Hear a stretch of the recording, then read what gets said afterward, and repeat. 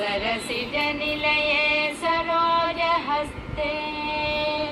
धवलतमां सुगन्धमाल्यशोभे भगवति हरिवल्लभे मनोज्ञे त्रिभुवनभूतिकरि प्रसीद मह्यम् भगवति हरिवल्लभे मनोज्ञे त्रिभुवनभूतिकरि प्रसीद मह्यम्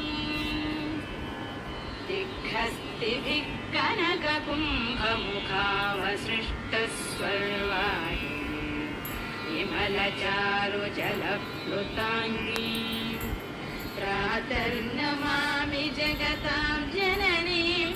अशेषलो